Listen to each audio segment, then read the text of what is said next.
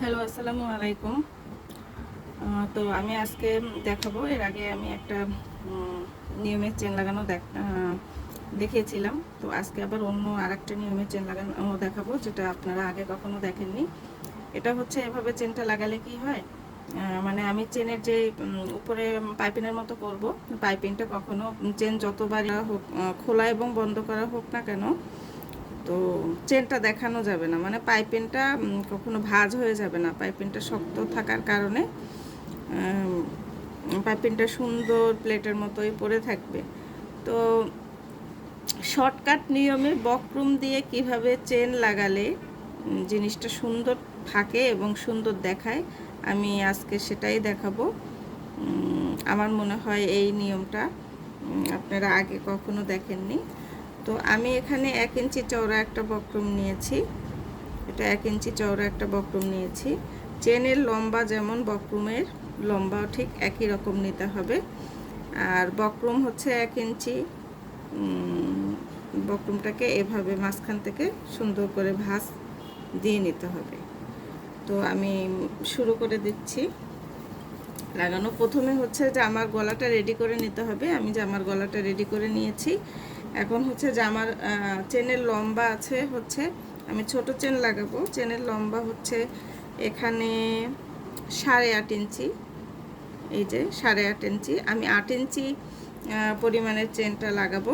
তো আমি সেক্ষেত্রে এখানে আগে মার্ক করে নিব যে 8 ইঞ্চির এখানে আমরা দাগ দিয়ে নিব। এখানে চেনের লম্বা 8.5 ইঞ্চি, আমি 8 ইঞ্চি পরিমাণ চেনটা লাগাবো। বাকি হাফ ইঞ্চি নিচের দিকে থাকবে। তো আমি শুরুতে জামাটা হচ্ছে গলাটা করে নিয়ে উল্টো করে নিব। এই দেখেন, আমি এটা কিন্তু উল্টো করে নিয়েছি। উল্টো পাশে হচ্ছে আমি এই বক্রমটা লাগাবো। তো বক্রম 1 ইঞ্চি চওড়া বক্রমটা আমি কিন্তু মাঝখান থেকে ভাঁজ করে নিয়েছি। এখন হচ্ছে এইভাবে ভাঁজটা থাকবে, দেখেন খেয়াল করেন, এই যে এইভাবে ভাঁজটা থাকবে। আমি জাস্ট মিডিলে এই ভাঁজটা এইভাবে ধরবো, এইভাবে, এই যে একদম মাঝখানে এইভাবে সমান সমান করে ধরবো। আপনারা চাইলে চক দিয়ে দাগ দিয়েও নিতে পারেন। আমি এখানে দাগ দিয়ে নিইনি, কারণ এখানে প্রিন্ট আছে একদম মাঝখান বরাবর। আমি প্রিন্টকে ফলো করে আমি সেলাইটা দিব। তো হচ্ছে এখানে এই যে দেখেন, বাড়তে থাকবে না, হ্যাঁ, একদম এই যে এখানটা খেয়াল করেন, এখানে এইভাবে থাকবে। আর এই যে মাঝখান বরাবর এভাবে যখনই থাকলো, আমরা চাইলে পিন আপ করে নিতে পারি। এভাবে রেখে এরপর হচ্ছে এটা এইভাবে খুলব যেন সরে না যায়। আমরা চাইলে পিন দিয়ে করে নিতে পারি। তো প্রথমে হচ্ছে এই কিন্তু মাঝখানটা, এই যে মাঝখানটা বক্রমে দেখাই যাচ্ছে কোথায় মাঝখান, আমি 1 বিট পরিমাণ একটা সেলাই দিয়ে দেব। এইভাবে ধরে এই যে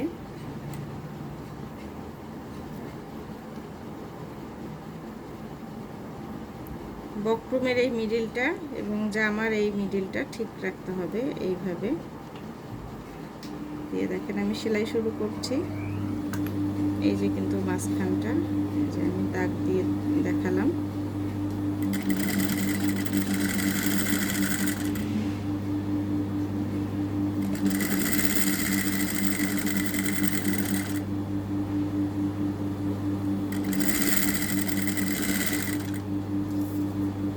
এই যে হচ্ছে 8 ইঞ্চিতে দাগ ছিল, বক্রমটা একটু বড় আছে, সমস্যা নেই, আমি পরে কেটে ফেলবো।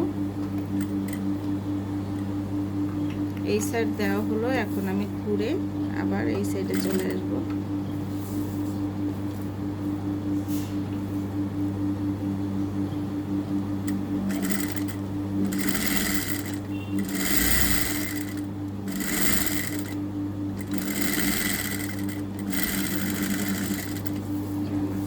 এটা লাগানো হয়ে গেছে। এটা কিন্তু আমি উল্টো পাশে লাগালাম। এখন আমি জামাটা সদর করে ফেলবো।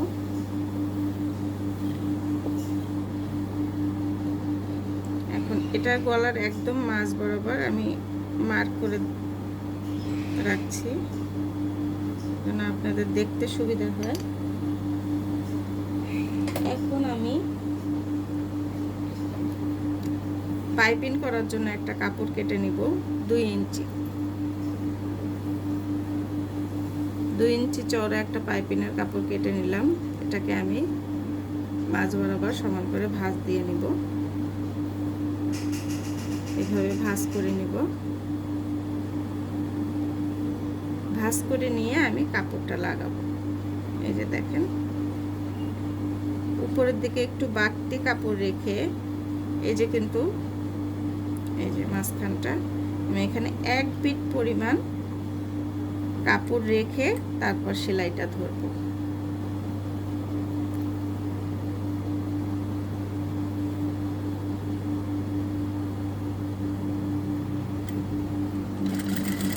ব্যাক স্টিচ দিয়ে নিব। কাপড়টা কিন্তু টানাটানি করা যাবে না, আরামসে বসিয়ে নিতে হবে। নিচের কাপড়ও টানবো না, উপরের কাপড়ও টানবো না। এই দেখেন চকের দাগ দেখা যাচ্ছে। 1 ফিট পরিমাণ সেলাই দিব। আমি এই যে 8 ইঞ্চিতে মার্ক করেছিলাম, সেলাইটা ঠিক ওই 8 ইঞ্চিতে এসে থামবে। এই যে হচ্ছে 8 ইঞ্চির দাগ দেওয়া, এখানে এসেই থামবে। আমি এখানে ব্যাক স্টিচ দিয়ে সেলাইটা একটু পোক্ত করে নিয়ে নিব যেন সেলাইটা খুলে না যায়। আমি এখানে কিছুটা কাপড় বাড়তি রেখে এটা কেটে ফেলব। এরপরে আবার এই সাইডে লাগাবো।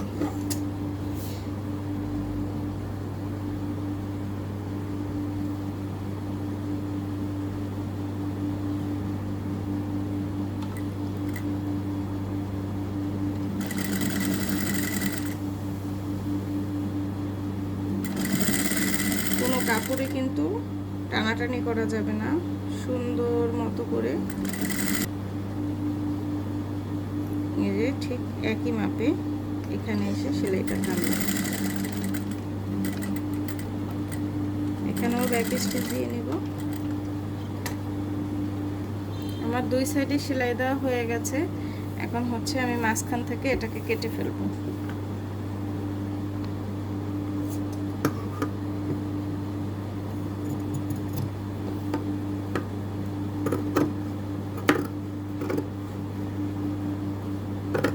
আমার সেলাই 8 ইঞ্চি পর্যন্ত দেওয়া হয়েছিল, তো আমি একটু উপরে এসে কাটাটা শেষ করব। একটু উপরে, এখানে 8 এর একটু উপরে কেটে আমি এখানে দেখেন এখানে এইভাবে সুন্দর করে এই যে কেটে দিব,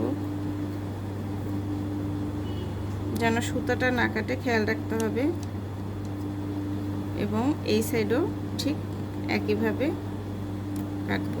সুতা কাটা যাবে না, তাহলে সেলাই খুলে যাবে। এভাবে কাটা হয়ে গেল। এখন আমি এটা ঘুরিয়ে নিচ্ছি। ঘুরিয়ে নিয়ে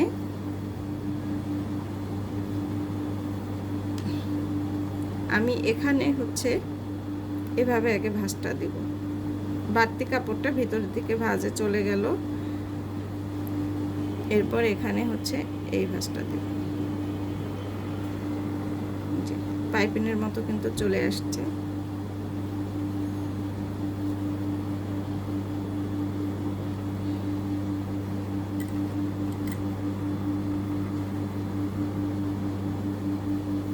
সুন্দর করে ভাঁজ দিয়ে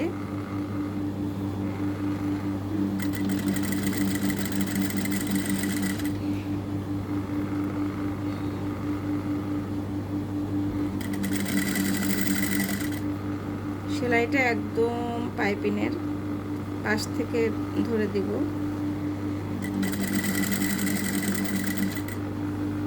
পাইপিনের কাপড়ের উপরে দেওয়া যাবে না সেলাইটা।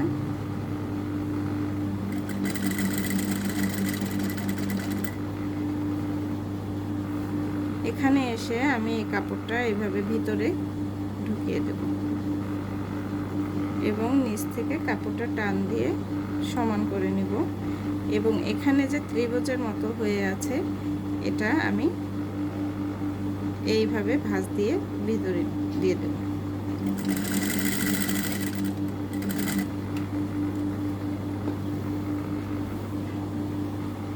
একইভাবে এই পাশে হচ্ছে এইভাবে কাপড়টা ভিতরের দিকে দিয়ে দিব, দিয়ে এই কাপড়টা এইভাবে টান দিব।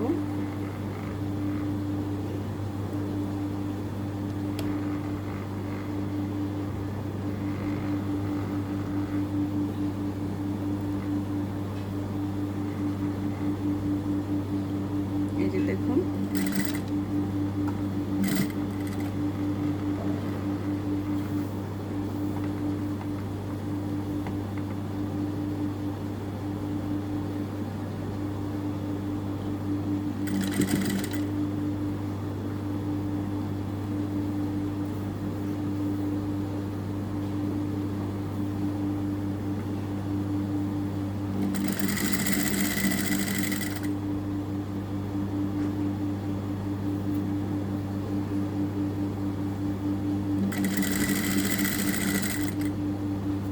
আমি এখানে এসে কাপড়টা, এই যে বাড়তি কাপড়টা একইভাবে ভিতরের দিকে দিয়ে এখানে ভাঁজটা ক্লিয়ার করে দেব।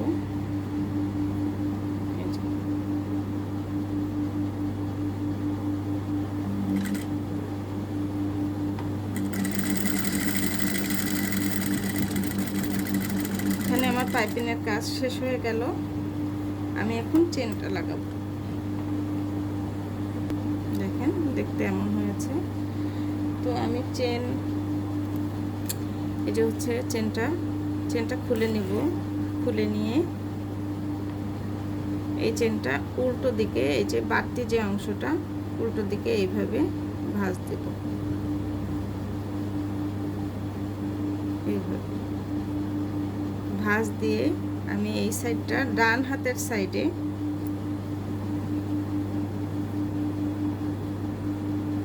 এইভাবে ধরবো। এটা কিন্তু ডান সাইড। তো এইভাবে ধরবো সুন্দরভাবে, যেন চেনটা উপর থেকে এবং সাইড থেকে কোনো দিক থেকেই দেখা না যায়। ধরে আমি এখানে আগে একটু আটকে দেব।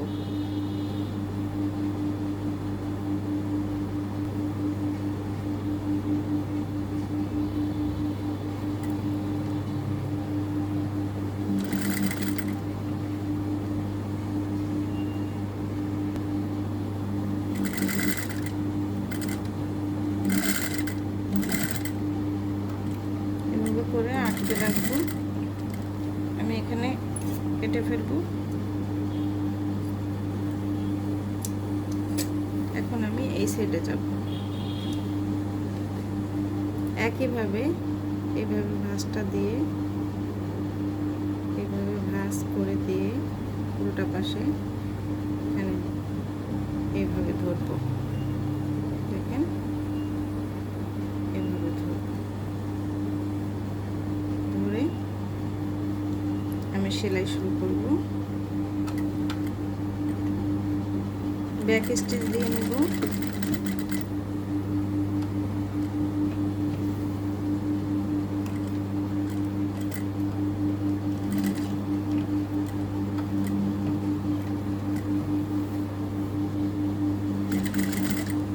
পাইপিং থেকে এক বিট পরিমাণ দূরে আমি সেলাইটা দিব।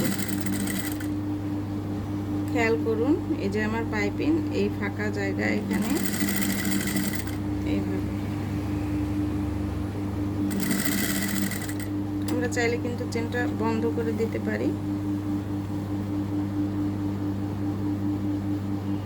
চেনটা ঠিক মাঝ বরাবর রেখে সেলাই করে যাব। ঠিক পাইপিংটা চেনের মাঝ বরাবর থাকবে। এরপরে আমরা সেলাই করব। এই যে দেখেন,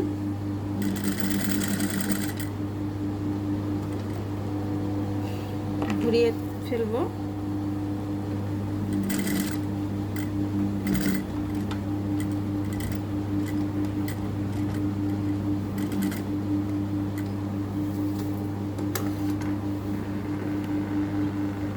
আমি এভাবে টান দেব, সমান করে এভাবে টান দিয়ে সুন্দর করে পাইপিং দুইটা মুখোমুখি বসিয়ে সেলাই করে, যেন ফাঁকা না থাকে, তাহলে কিন্তু চেন বের হয়ে যাবে। হ্যাঁ,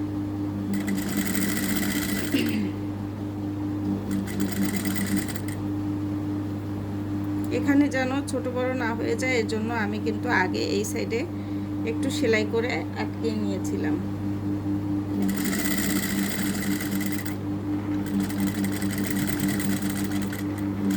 এখানে ব্যাক স্টিচ দিয়ে আমি চেন লাগানো শেষ করব। চেন লাগানোর পরে ফাইনাল লুকটা দেখেন এভাবে আসছে। বক্রম দিয়ে এভাবে করে যদি চেন লাগানো হয় তাহলে এটা কিন্তু আর এভাবে ভাঁজ হয়ে যাবে না। যতবারই খোলা হোক আর বন্ধ করা হোক এই প্লেটটা সুন্দর এভাবেই পড়ে থাকবে।